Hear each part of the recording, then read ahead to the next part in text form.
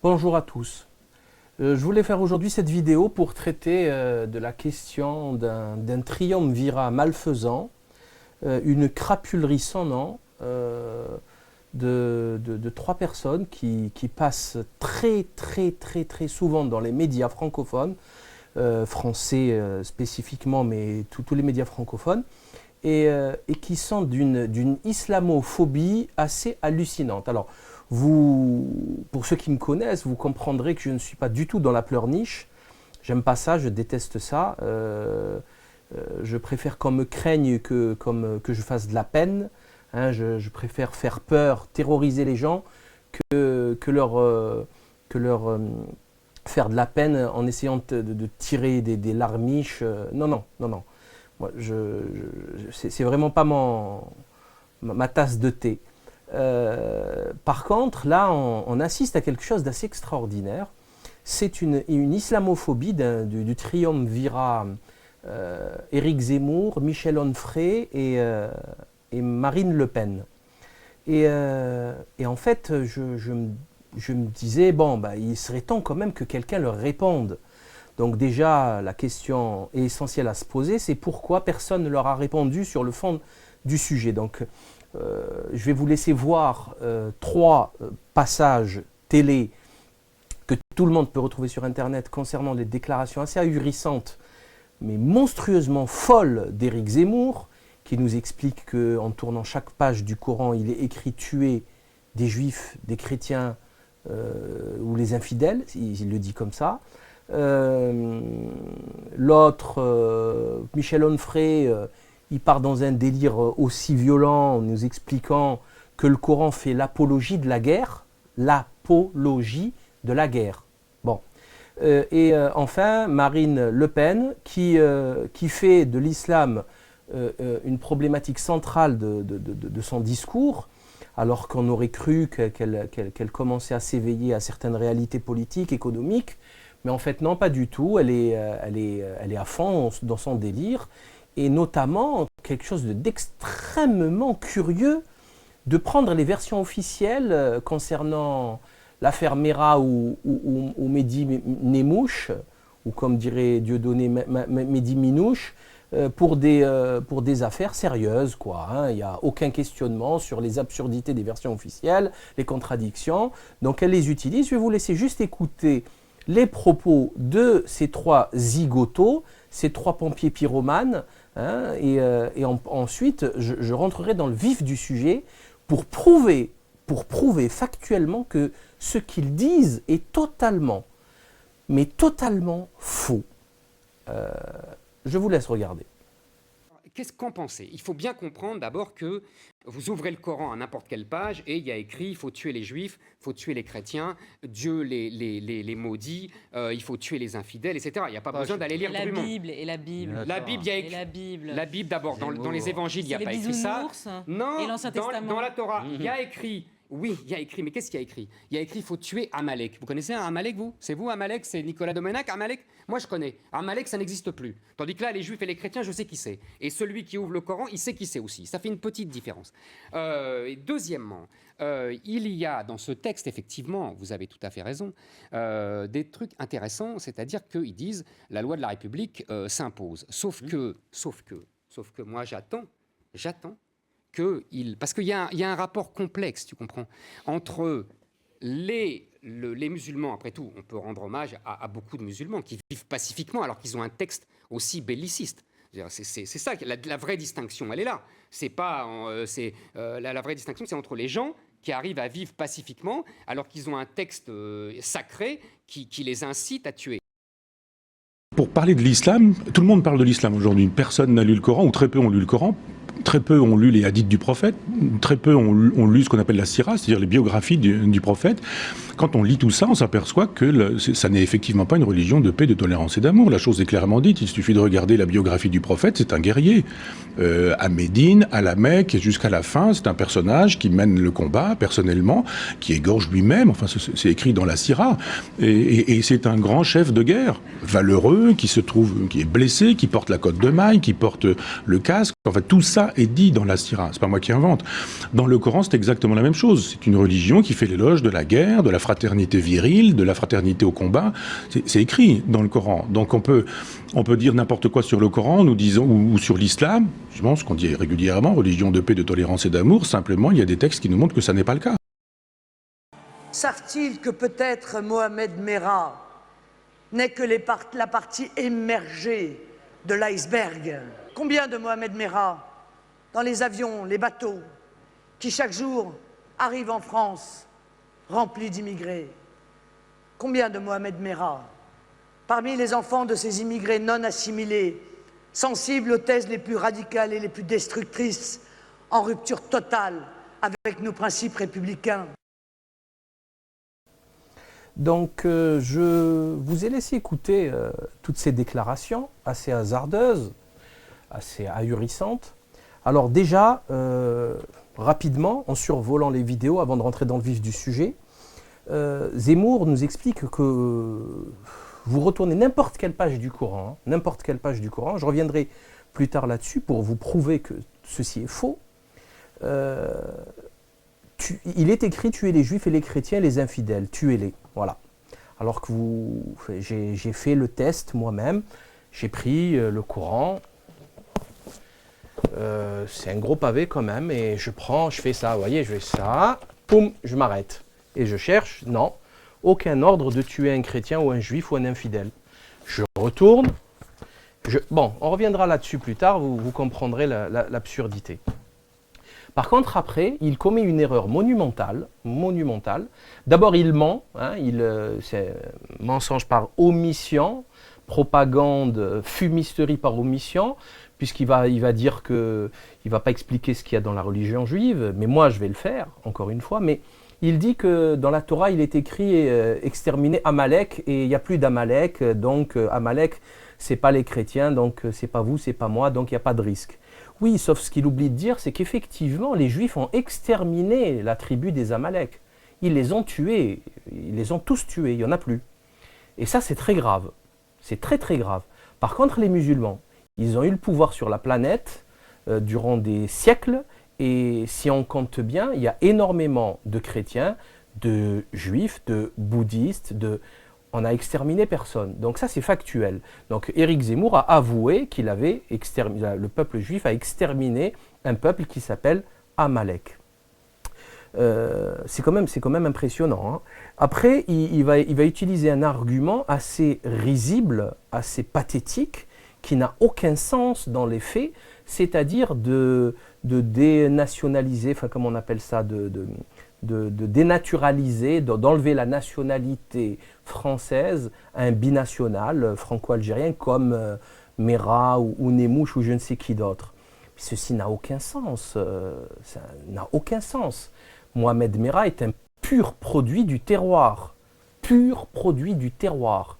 S'il a dégénéré, c'est à cause de la France, point à la ligne, à cause de la politique de la gauche socialiste, à cause d'un milieu, d'un terreau franco-français. Voilà, ça c'est une chose. Secondo, qu'est-ce qu'on fait des pédocriminels jugés dans les tribunaux qui ont violé, tué, mangé des enfants pendant des décennies? Enfin, il y a plein d'affaires qu'on ne va pas citer ici. Hein, Holmes et compagnie, tout ça. Ils ont enterré des gens. Enfin, il y en a plein. On en fait quoi en fait? Hein, parce que ils ont fait 100 fois pire que Merah, hein, au passage. On en fait quoi? Tout ceci n'a aucun sens. Ce n'est pas très sérieux. C'est des fausses déclarations, des effets d'annonce qui n'ont aucun sens parce que la société ne fonctionne pas comme ça. Je rappelle à ces crapules, ces menteurs, que Mohamed Merah est innocent. Mohamed Merah est innocent. Il n'a pas été jugé par un tribunal en France. Alors j'avais fait une vidéo en 2012 lors des législatives dans lesquelles je me suis présenté et j'avais expliqué, j'avais retiré 19 points important de contradictions lourdes concernant l'affaire Mera. D'ailleurs, je l'avais dit immédiatement, quand il était assiégé, j'ai dit qu'ils allaient le tuer. Et ils l'ont tué au bout de 33 heures de siège. Alors, bien sûr, il est sorti dans la nuit, il est revenu, on ne sait pas où est-ce qu'il est mort, puisque selon la version du patron du raid, Amorit Hotclock, ou Claude Guéant, la crapule qui, vous avez vu toutes les affaires dans lesquelles il baigne, Claude Guéant. Hein, c'est le type qui a volé un tableau et qui l'a mis dans son cabinet d'avocat. Enfin, pathétique. Hein, les affaires enfin, bon, bref, c'est monstrueux. C'est ce type-là qui nous donne une version officielle d'une affaire aussi grave et qu'on va croire. Donc, selon Amaury Hotclock, il est mort à ses pieds. Selon Claude Guéant, il a sauté tout en tirant par le balcon. Il est mort, il est tombé du balcon. Donc, il faudrait choisir quand même. Hein. Alors, je me demande d'ailleurs comment on pourrait différer autant sur une version aussi simple, d'un fait aussi simple. Hein. Ça s'est passé dans un endroit très précis, il y avait 400 témoins, et on a deux versions différentes. Et bien d'autres, c'était un agent de la DCRI, enfin, tout ceci est connu de tous, d'ailleurs plus personne n'en parle. Il y a eu des témoignages sur les meurtriers avec des tatouages, avec une certaine Martine qui a témoigné, plus personne n'en parle. Par contre, ces trois personnages, ces trois fumiers, continuent de nous faire croire que la version officielle, elle tient la route et que c'est l'islam le problème. Alors qu'en fait, c'est un montage. Répondez aux questions. Où est passé le témoin? Un témoin comme ça, il peut vous faire rentrer en prison dans un tribunal. Alors, cette témoin, cette femme, a disparu, on n'en parle plus. J'aimerais savoir, Mohamed Merah, où est-ce qu'il est mort? Quelle est la version officielle? Il est mort dans l'appartement ou il a sauté du balcon, du mini-balcon, etc., etc., etc. Donc, Mohamed Merah, Médine et Mouche, pour le moment, ils sont innocents totalement. Hein. Il n'y a pas de procès. Il y a des contradictions lourdes. Il ne faut pas nous prendre pour des imbéciles quand même. Hein, quand même. Alors, concernant Michel Onfray, alors là, lui, c'est le summum de l'hypocrisie. Et ça se dit, et ça veut se passer pour quelqu'un d'honnête. Alors, bon, c'est vraiment un ennemi de la religion. C'est son droit. Moi, ça ne me dérange pas du tout, franchement. Par contre, il nous fait croire, hein, ce monsieur nous fait croire qu'il a tout lu, tout vu, tout entendu du Coran. De l'islam, pardon. Parce que le Coran, ce n'est que un des livres qu'il cite et que l'on peut étudier quand on parle de l'islam. Il y a encore plein d'autres livres. Par contre, le Coran, c'est la voix, la parole de Dieu. Ça, c'est clair. Et l'islam, 99,9%, c'est le Coran. C'est-à-dire toutes les obligations, toute la façon de vivre, la société, l'économie, la politique, etc. Alors, il nous explique qu'il a lu toute la sira, tous les hadiths et tout le Coran. Sauf que, je vous garantis qu'il n'a pas lu le Coran. Ça, c'est sûr et certain, parce que c'est un menteur, je vais le prouver. Secondo, bon, le Coran, c'est 400, 450 pages selon le format. C'est rapide à lire, hein, quelques heures, on le lit. Sauf que ce n'est pas une lecture aisée, ce n'est pas une lecture anodine. Elle contient des choses, si on ne les connaît pas, si on ne les met pas dans le contexte, on ne comprend pas, on ne comprend rien. Hein. C'est pas un roman de gare. Hein. Faut se calmer un peu. Donc il y a les versets, il y a les sourates qui sont de Médine, il y a les sourates mécoises. Le contexte de ces deux villes est totalement différent, donc les révélations sont différentes. Concernant les hadiths, c'est-à-dire les paroles prophétiques, là ça va très loin, mon cher Michel Onfray. D'ailleurs, j'aimerais bien l'entendre parler parce qu'il fait le mariole à la télé. Parce que le Sahih Bukhari et le Sahih Muslim, c'est énorme. Hein. Alors, Bukhari, il a récolté plus de 300 000 hadiths. Il en a gardé que 7 000, à peu près. Sahih Muslim, c'est un recueil, et à peu près pareil, 300-400 000 hadiths, il en a gardé que 9 000. Vous avez après d'autres, il y a à peu près 6 ou 7 grands recueils de hadiths, et le Muwatta et compagnie, etc. Il y a 1700 et quelques hadiths dans ce dernier. Il ne les a pas lus. C'est des encyclopédies gigantesques. Il ne peut pas les lire. Il faut toute une vie pour les lire. C'est un métier, c'est un sacerdoce. Donc il faut arrêter de dire des sottises. Vous ne les avez pas lus. Parce que de toute façon, tous les 6 mois, il écrit un livre, Michel Onfray, un pavé. À chaque fois, il sort un pavé. Donc il n'a pas le temps de lire tout ça. Parce que là, on commence à se retrouver avec avec une bibliothèque entière de sujets pointus, très précis, qui nécessitent un travail phénoménal. Phénoménal.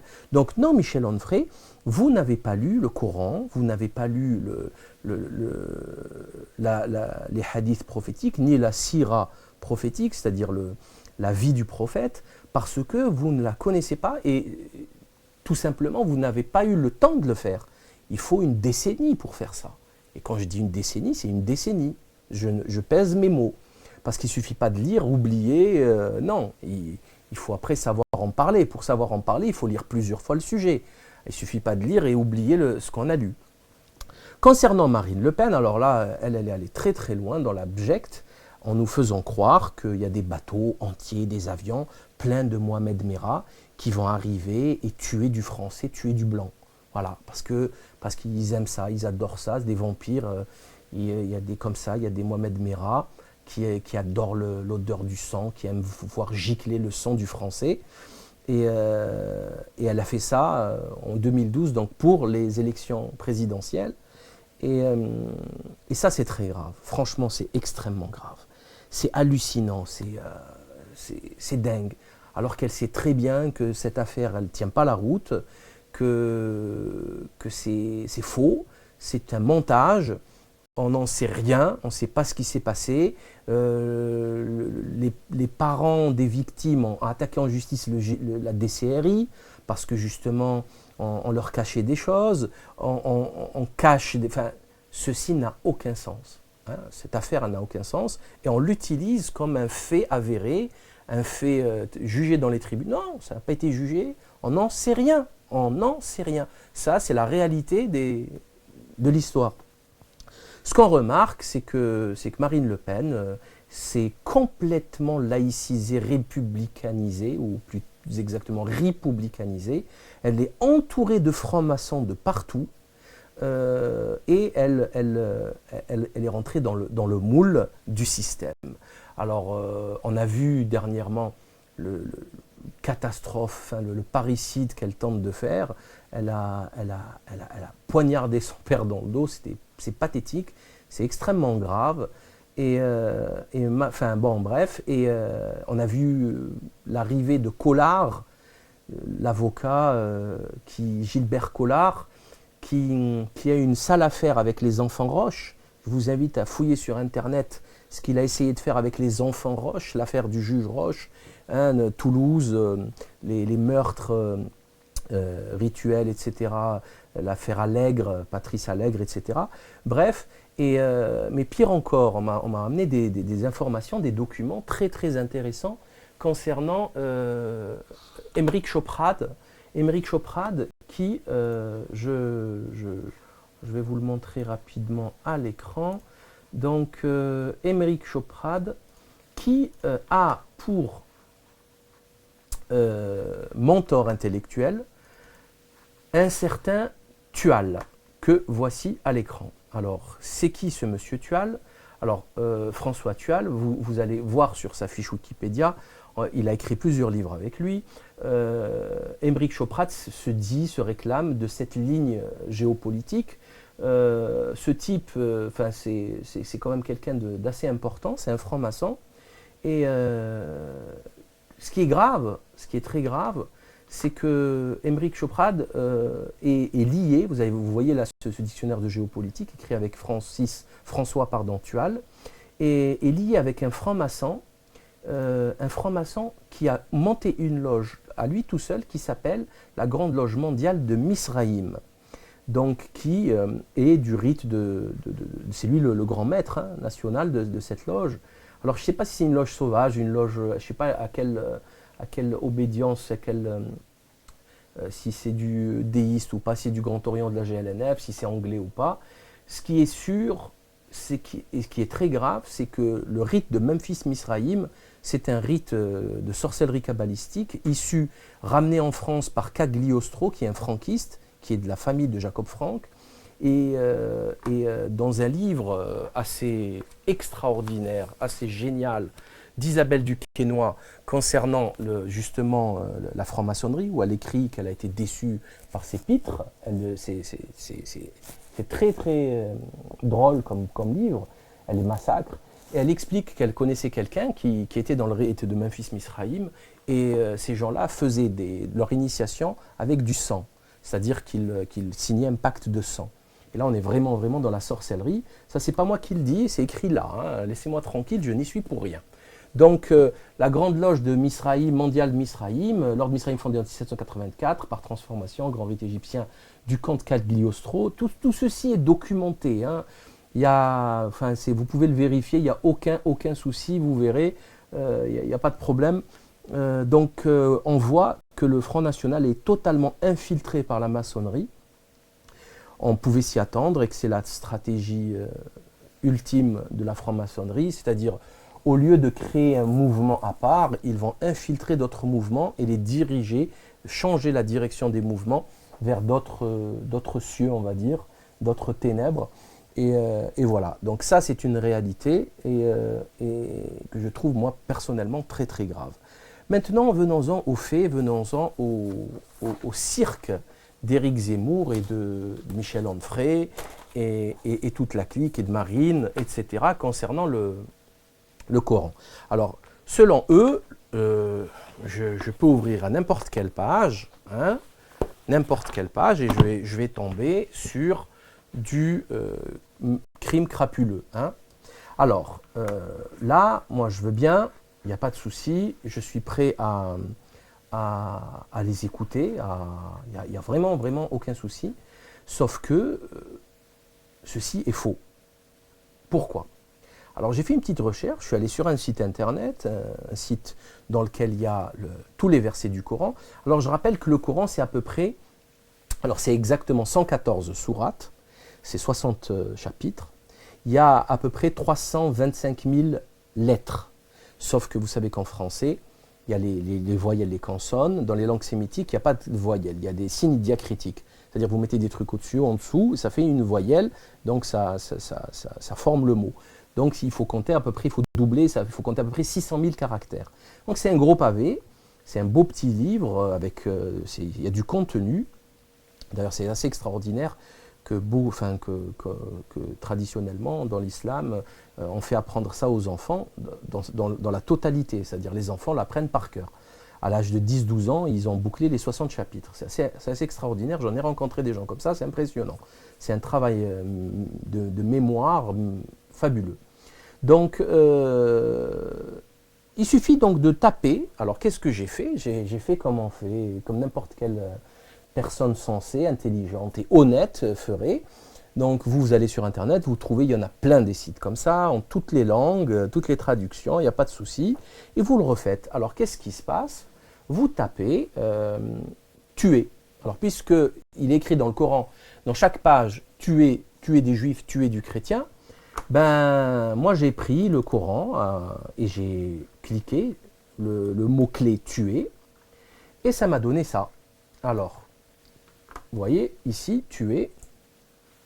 Donc, si on voit bien, alors, ici, il rappelle dans la sourate de la vache, Al-Baqarah, alors, il y avait une trentaine d'occurrences, 30 occurrences. Et souvent, il y en a plusieurs dans la même page. Hein. Donc, vous voyez ici, par exemple, c'est la même sourate, c'est versets. Alors, vous avez c'est des versets, ils sont proches, donc c'est la même page. Donc, il n'y a même pas 20 pages qui traitent, où il y a le terme tuer. 20 pages sur 400 pages. Hein, entre 350 et 450 pages selon le modèle du Coran. Donc, ici, qu'est-ce qu'il parle ? Il parle de Moïse, hein, d'accord ?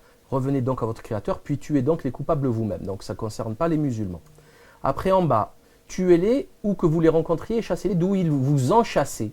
L'association est plus grave que le meurtre, mais ne les combattez pas près de la mosquée, sachez avant qu'ils ne vous aient combattu. Si vous les combattez, tuez-les donc, telle est la rétribution des mécréants. Donc, on est bien ici, ça c'est vraiment un acte, un ordre de défense, puisqu'ici il est écrit d'où ils vous ont chassé. D'où ils vous ont chassé. Donc c'est un acte de défense. C'est écrit texto. Ensuite, ici vous avez ô les croyants, que les uns d'entre vous ne mangent pas les biens des autres illégalement, mais il y a du négoce légal entre vous par consentement mutuel, et ne vous tuez pas vous-même. Ne vous entretuez pas. Donc rien à voir. Si nous leur avions prescrit ceci, tuez-vous vous-même ou sortez de vos demeures, ils ne l'auraient pas fait, sauf un petit nombre d'entre eux. Donc ça, rien à voir, etc. Vous pouvez descendre jusqu'à partout. Donc ici, c'est tuer Joseph. Donc strictement rien à voir, puisque c'est l'histoire de Joseph que l'appelle la campagne. Donc il n'y avait que 2 pages. Hein. Et donc si je continue, si je sors d'ici, et que je mets chrétien, par exemple, comme mot-clé, hein, voilà, chrétien. Alors, ici, ça concerne les juifs et les chrétiens, ok? Alors, qu'est-ce qu'il dit? Les docteurs jugent les affaires des juifs, donc rien à voir. Ne prenez pas pour alliés les juifs et les chrétiens, ils sont alliés les uns des autres. Et celui d'entre vous qui les prend pour alliés devient un des leurs. Allah ne guide certes pas les gens injustes, donc il s'agit ici de guidance et pas de meurtre. Les Juifs disent la main d'Allah est fermée, que leur propre main soit fermée, et maudit soit-il pour l'avoir dit. Au contraire, ces 2 mains sont largement ouvertes. Ils distribuent. Alors voilà, vous avez ici exactement toutes les occurrences où il est question des chrétiens, des Juifs, des Sabéens et des infidèles, c'est-à-dire le kafiroun, c'est-à-dire ceux qui cachent. C'est-à-dire ceux qui cachent la parole de Dieu, qui ne veulent pas avouer la parole de Dieu. Donc ce n'est que intellectuel, hein, tout ça, ce n'est que intellectuel. Et ici, vous avez un verset qui est assez extraordinaire et qui contredit absolument tout ce qui est dit par ces zozos. Je cite Surat al-Hajj. Certes, ceux qui ont cru, les Juifs, les Sabéens, les Nazaréens, les mages et ceux qui donnent à Allah des associés, Allah tranchera entre le jour du jugement, car Allah est certes témoin de toute chose.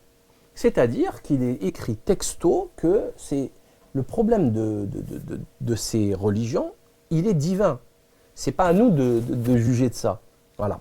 Autre chose, moi j'aimerais qu'on m'explique comment se fait-il donc que c'est écrit à chaque page tuer les Juifs, alors qu'il est licite aux musulmans de se marier avec une femme des gens du livre, c'est-à-dire une juive ou une chrétienne. Ça, c'est écrit. Texto, tout le monde le sait. Donc, comment ça se fait là? C'est quoi le projet? On se marie avec une juive ou une chrétienne, après on l'égorge la nuit, c'est ça? Pour boire son sang. Hein, n'est-ce pas, Éric Zemmour? Hein? Autre chose, vous voyez que c'est du grand n'importe quoi, c'est du mensonge, manifeste.